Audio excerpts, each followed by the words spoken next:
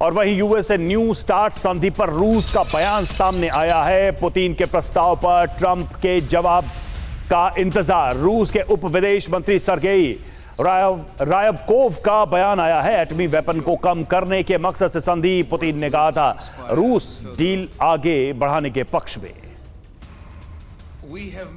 तो अब देखिए क्या है आखिर ये न्यू स्टार्ट संधि, यह आपके लिए समझना बहुत जरूरी है और फिर इस पर हम बात करेंगे। 2010 में दरअसल रूस और अमेरिका के बीच यह डील हुई। एटमी वेपन की होड़ को कम करना इसका मकसद था।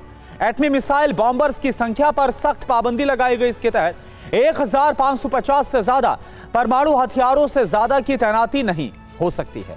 समझौते के तहत ऑन साइट निरीक्षण का प्रावधान है। अब ट्रंप का प्लान क्या है ये आप समझिए।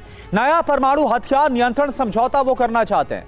समझौते में चीन को भी वो शामिल करना चाहते हैं। अब बड़ी बात समझिए, 2023 के बाद पुतिन ने ऑन साइट निरीक्षण के प्रावधानों को निलंबित किया है। यह कोशिश संजय सोई सर ऐसे वक्त में जब कहा जा रहा है कि कभी भी वर्ल्ड वॉर 3 हो सकती है, कभी भी न्यूक्लियर टक्कर देखने को मिल सकती है, तो इन हालातों में अब ये जो न्यू स्टार्ट संधि जिसका जिक्र हो रहा है और एक नई कोशिश की बात हो रही है, ये आप कैसे देख रहे हैं?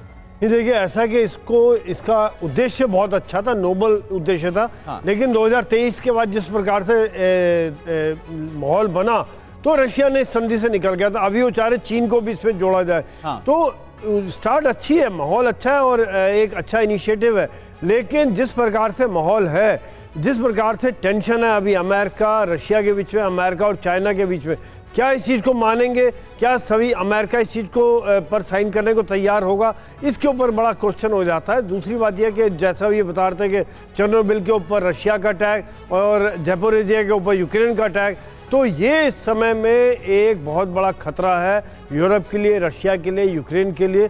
अगर इस तरह चाहे वो एक्सीडेंटल अटैक हो या जानबूझ के अटैक किए गए हो, या फिर वो फॉल्स फ्लैग भी होता है कि एक दूसरे के ऊपर इल्ज़ाम लगाने की कोशिश हो, बाद में अटैक कोई करे, तो ये सब देखते हुए, लेकिन अल्टीमेटली अगर इस तरह का कोई लीक होता है या इस तरह का कोई खतरा होता है तो एक छोटा सा सवाल था मेरा इसी को लेकर कि क्या ये दुनिया जो है इस वक्त किसी ऐसे एरा में प्रवेश कर गई है जहां पर अंतर्राष्ट्रीय सामूहिक संधियां हों, अंतर्राष्ट्रीय बड़े मंच हों, या फिर जो बायलैटरल ट्राइलैटरल संधियां, उनकी कोई वैल्यू नहीं रह गई है? संधि करें फिर भी वो मानी जाए नहीं मानी जाए, इस पर हमेशा सवाल है। नहीं, बिल्कुल रवि, ये बात बिल्कुल ठीक है। जो बड़े बड़े ऑर्गेनाइजेशंस हैं उनका क्या मकसद रह गया?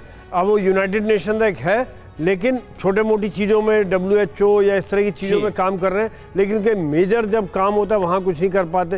इंटरनेशनल कोर्ट ऑफ जस्टिस है जहाँ पे बिल्कुल सर, और हम तो देख रहे हैं चाहे वो मिडिल ईस्ट के हालात हो या फिर रशिया और यूक्रेन वॉर, तमाम जो अलग अलग अंतर्राष्ट्रीय एजेंसियां हैं वो फिलहाल कैसे फेल ही साबित हुई हैं बीते 3 साढ़े 3 साल में।